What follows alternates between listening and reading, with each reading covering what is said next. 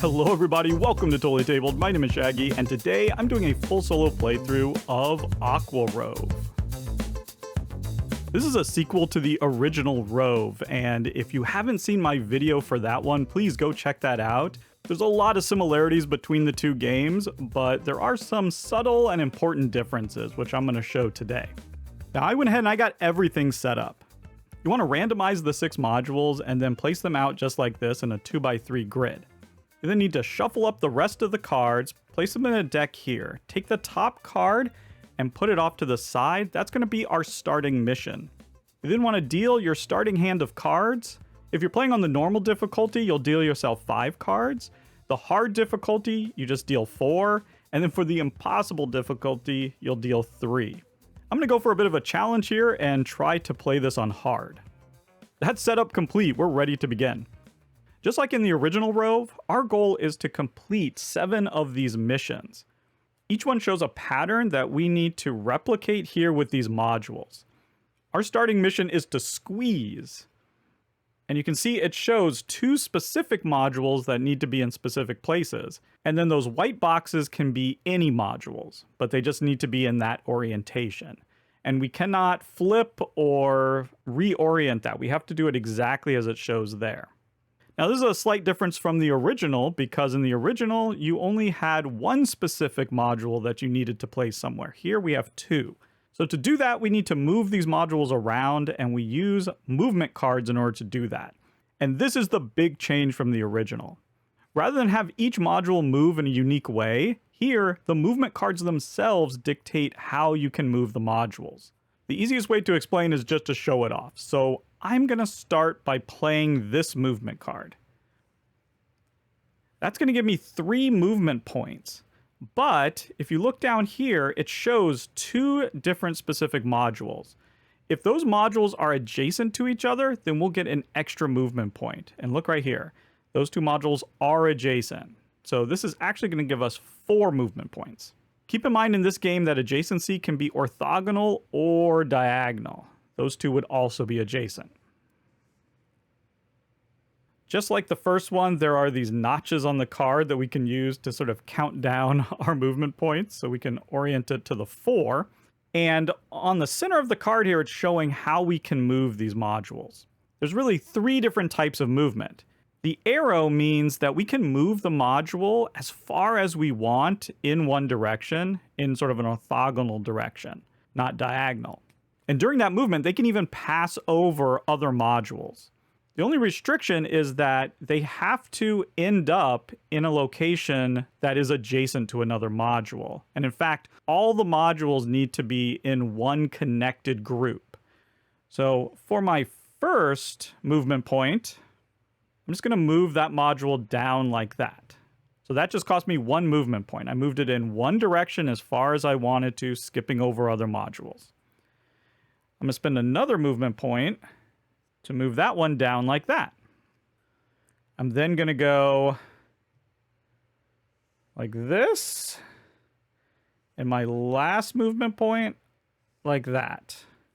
As soon as you've used all the movement points on a card, you just immediately discard it. But if you look at this, it exactly matches the pattern that we needed to create. We have completed that mission. We have these 2 in their exact locations, and then the other 4 in that pattern. Boom.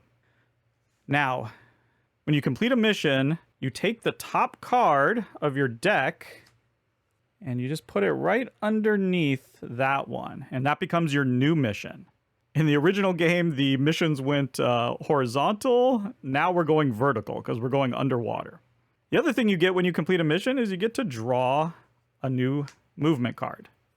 That's the only way that you get new movement cards. And there we go. We just keep doing that until we've completed 7 missions or we run out of cards. Okay, now this one's going to be a little bit more complicated. I think I'll use this movement card. These 2 are adjacent, so we're going to get 5 movement points. And this style of movement just means that you can move 1 space in one of those 4 directions, but it's actually going to push any modules that it runs into rather than passing over them. So for instance, if we were moving this that way, it would push this one with it. Now, I don't think we want to do much pushing. I think instead we just want to go 1 movement. And now I want to use one of the module's special abilities. Each one of these modules has a different special ability. I'll explain them as I use them. They're all one-time use, and I want to use this one. It says to place an adjacent module in any valid position. So when you use it, you flip it to show that you've used it. And then I want to take this module, which is adjacent, and I want to move it over to here. Now that doesn't take a movement point. That's just using the special ability, and you can use that at any time. The only thing you can't do is interrupt another ability, with a second ability. You have to complete the ability before you can use another special ability. I think now I'll use a movement point to just go like that. Then we'll use one to come over here. And then we'll use one to go up there. And there we are. We have successfully evaded. Now we have one more movement point, but that goes away. You lose any movement points when you complete a mission. So we have to discard that card.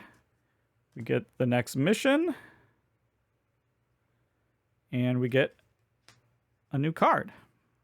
Okay, this one looks pretty doable. I don't think this should be a problem at all. I think we can just use this movement card right here.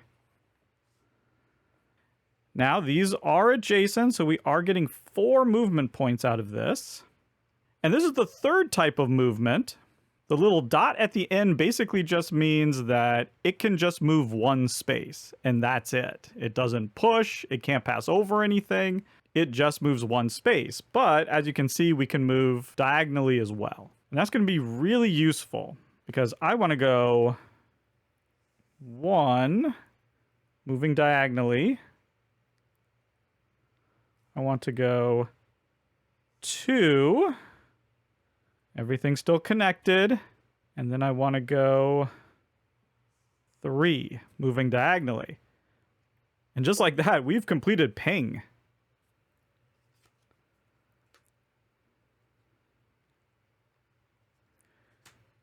Our next one is descend. This looks like it might be a little more tricky, but actually not so bad. Okay, I think I've got this one too. I want to play that. These are adjacent, so we're getting 4 movement points. I'm going to use this special ability here. It says to swap 2 modules that are adjacent to each other. So we're just going to swap these 2.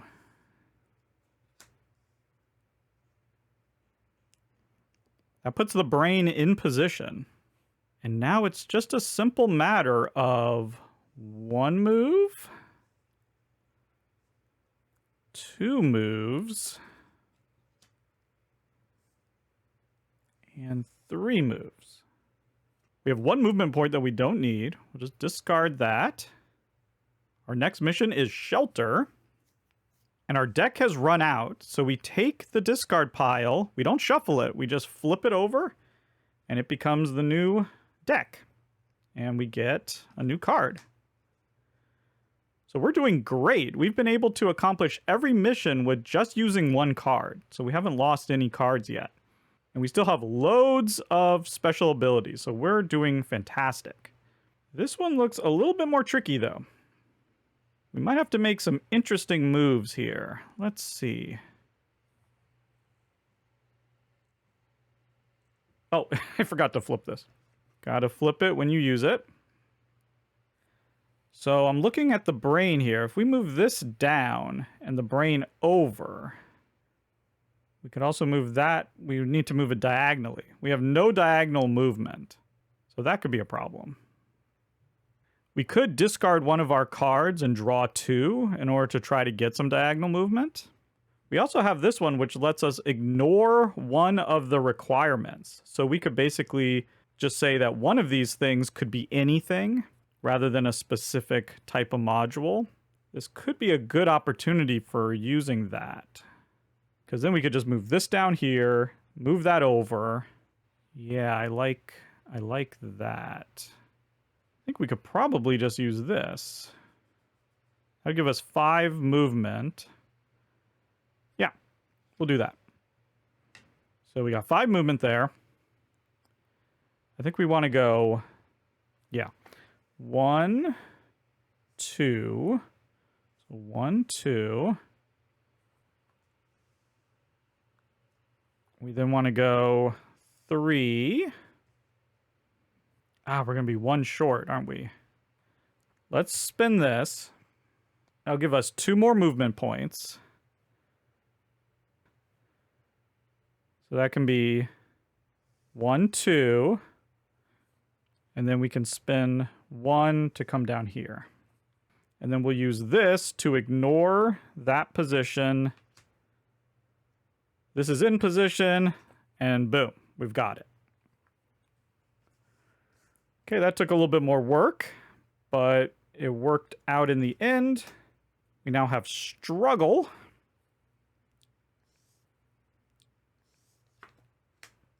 This is our 6th mission. This one's a little tricky. We might just have to brute force this one.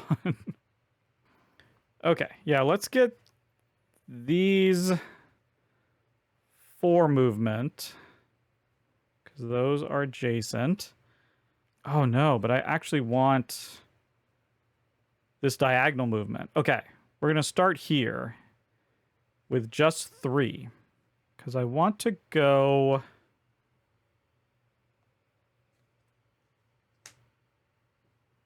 One,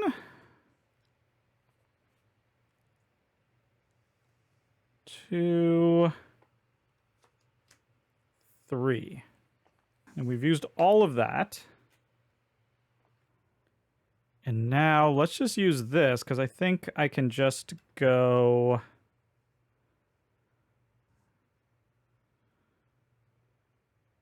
One, 2, 3. Done. We got struggle. So here's our last mission, anchor. Turn this over. Get a card. And now we have these 3 cards to make this happen. I feel pretty good. And actually, this one is super easy. We'll just use this. 4 movement. We can just go 1, 2, 3, 4. And unless I'm crazy, that's it. Bam! There we go. We've completed our 7 missions. That is a win. And that was a complete solo game of Aqua ROVE. Thank you so much for watching, and goodbye.